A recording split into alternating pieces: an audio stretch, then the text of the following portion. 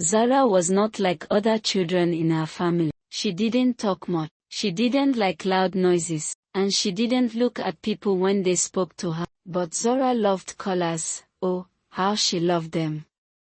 She had a big box of crayons. Red, blue, yellow, green, orange, pink, and purple. She would sit for hours, drawing big swirls, tiny dots, and rainbow lines. When Zara was happy, she flapped her hands like little bird wings. When she was scared, she covered her ears and ran to her quiet corner. Her older sister, Lumi, would sometimes whisper, "Why is Zara so weird?" Her mom would sigh. Her dad would look away. Even her brother once said, "She's not like other kids." Zara didn't notice. She just smiled and kept coloring. She made the sun purple and the sky green. In her world, everything was bright, soft, and safe. But her family didn't understand Zara's world. Not yet. One sunny afternoon, Zara's family went to the park. Kids were running, laughing, and playing on the swings. But Zara didn't run. She didn't laugh. She just sat on the grass and watched a line of ants carry food. She smiled and followed them with her finger. "Come and play, Zara," her brother called. Zara didn't move. She was busy watching the ants. "Why doesn't she play like other kids?" Lumi asked. Her mom looked a little nervous. "Zara just likes different things." Then a woman nearby looked at Zara and said loudly, "Is she okay?" She looked strange. Zara's mom gave a small smile and held Zara close. Inside, she felt sad. She didn't know what to say. That night at home, her dad said, "Maybe she'll grow out of it." But Zara didn't grow out of it. She still liked her quiet corner. She still didn't talk much. She still loved her colors and ants and soft music. Her family began to wonder, why is Zara so different? And one day, they decided to find out. Zara's cousin, Kiki, was turning 6. Her family was having a big birthday party with balloons, music, and lots of children. Everyone was excited except Zara. When they arrived, children were jumping, shouting, and chasing bubbles. The music was loud. The balloons popped now and then. People laughed and clapped. Zara covered her ears. She didn't like loud noises. Her eyes started to water, and she began to rock back and forth. "What's wrong with her?" Kiki asked, staring. "She's just being shy," her dad said quickly. Zara's mom tried to take her hand, but Zara pulled away and ran under the table. She curled up like a ball and stayed there. Some people at the party stared. One aunt whispered, "That child is not normal." Zara's mom heard it. Her face turned red, and she looked down. Her heart felt heavy. Lumi sat nearby, embarrassed. Can't she just sit like everyone else? Under the table, Zara hummed softly to herself. The world was too loud, too bright, too much. She felt safe in the quiet space beneath the tablecloth. No one understood, not even her family. But soon, someone would help them see Zara in a brand new way. Zara didn't speak many words, but her eyes told stories. She saw things no one else noticed. While other kids ran around, Zara watched the way leaves danced in the wind. She smiled at the tiny ants marching in a row. She giggled when she saw shadows on the wall that looked like funny animals. She didn't like loud sounds, but she loved soft music. Sometimes she would spin in circles while the music played, her arms out like a butterfly's wings. At home, she painted every day. Not people or houses but swirls of colors, big suns with purple faces, and stars with happy eyes. "Why don't you draw normal things?"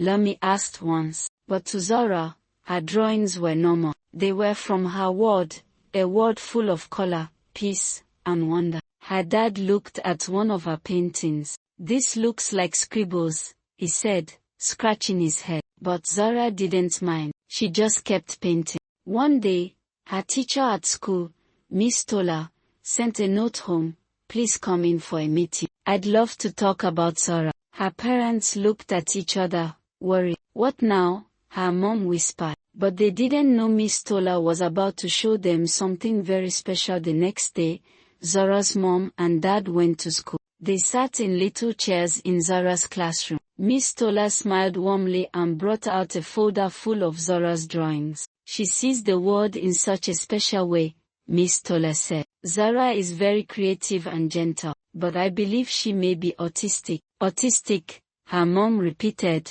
confused. What does that mean?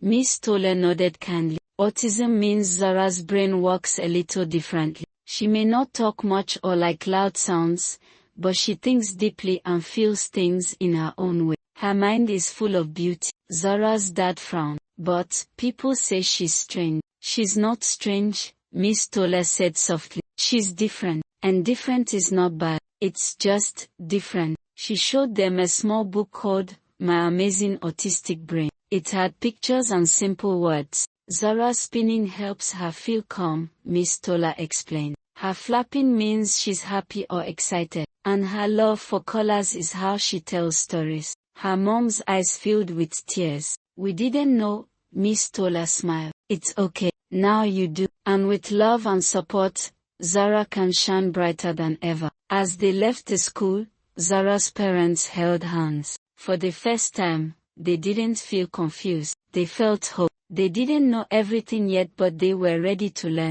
At home, everything began to change. Zara's family didn't try to make her act like everyone else anymore. Instead, they started to listen and learn from her. When Zara spun in circles, her brother didn't laugh. He spun with her just once and then smiled. It makes me feel funny inside, but happy, he said. When she flapped her hands, her mom said, "You're excited, aren't you, Zara?" Zara grinned. Her dad bought her soft headphones to wear when the world felt too loud. He also made her a special quiet corner with pillows, lights, and her favorite blanket. Even Lami, who used to roll her eyes, began to help. She made picture cards to help Zara see what she wanted, like a card with food, a hug, or crayons. One evening, Zara took Lami's hand and led her to the crayons. Then she pointed at the purple one and smiled. "You want to draw together?" Lami asked. Zara nodded. They sat side by side, coloring on the same paper. It was the first time they had ever done something together. Zara didn't need to talk. Her color spoke for her. And now, her family was finally listening. One morning at school, Miss Tola made an announcement. "We're having an art contest. Everyone can join. Just draw or paint something that makes you happy." Zara's eyes lit up. She loved drawing. At home, she grabbed her crayons and began creating. She painted a big sun with a smiling face, purple trees, and a sky full of pink stars. Her family watched quietly. "Are you sure she wants to enter that?" Lami asked. "It's not like a real picture." Her mom smiled. "It's real to Zara, and it's beautiful." At school, the children lined up with their drawings. Many drew houses, flowers, and families. Zara stood at the end, holding her rainbow painting with both hands. Some kids pointed and giggled. "Her trees are purple. Why's the sky pink?" Zara looked down, but Miss Tola smiled and said, "Sometimes the most special art comes from a different way of seeing the world." Zara said nothing, but she smiled a little. The judges began to look through the pictures one by one. Something surprising was about to happen. The room was full of colorful drawings. The judges whispered and pointed. They smiled and nodded. Then one of them held up a picture, Zara's picture. "This one," the woman said. "It's different. It's full of feeling and imagination." The other judges agreed. "It's bold. It's beautiful. It tells a story without words." Miss Tola called everyone together. "And the winner of the art contest is," she paused, "Zara."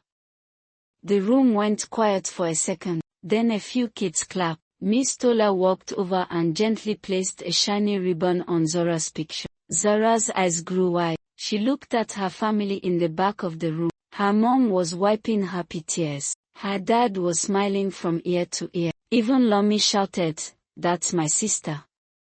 Zara didn't say a word, but she flapped her hands and gave the biggest smile ever. One boy whispered, "I guess purple trees are cool after all." For the first time, everyone looked at Zara with new eyes full of wonder and respect. Zara had shown them her world, and they loved it. After the contest, something amazing happened. A reporter from the local newspaper came to Zara's school. She wanted to write a story about the girl with the magical painting. Zara's picture was placed on the front page with the headline, "Zara's colorful world wins hearts." People all over town read about her. Some came to the school just to see her painting. A big art gallery even asked to hang her picture on their wall. At school, children who used to ignore Zara now smiled and waved. "Hi, Zara. I love your art. Will you show me how to draw stars like that?"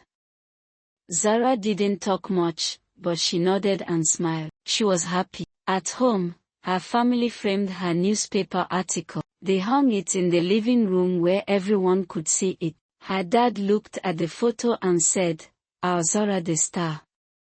Lummy made her a crown from paper and glitter. "You're the queen of colors now," she said with a grin. Zara twirled and laughed. Her world had never felt so bright. And now, everyone finally saw the beauty she carried inside. Zara's world had always been colorful, but now, her family's world was colorful too. They no longer felt embarrassed when Zara flapped her hands or spun in circles. They didn't shush her when she made soft sounds or needed quiet time. Instead, they joined her. They loved her just as she was. At family events, Zara's mom proudly said, "This is my daughter, the artist." Her dad kept extra crayons in his pocket just in case Zara wanted to draw. Lummy made a scrapbook of all Zara's art and called it Zara's Rainbow Wall. People who once stared now smiled. One day, Zara was invited to speak in her own way at a school assembly. She stood beside Miss Tola, holding up her pictures while Miss Tola told the story. Zara didn't say much. She didn't need to. Her colors spoke louder than words. After the assembly, a little boy came up to her and said, "I flap my hands too sometimes." Zara smiled and gently flapped with him. From that day on, her family didn't just love her, they understood her, they learned from her, and they were proud of her, because Zara wasn't broken, she was brilliant, and her difference made the world more beautiful.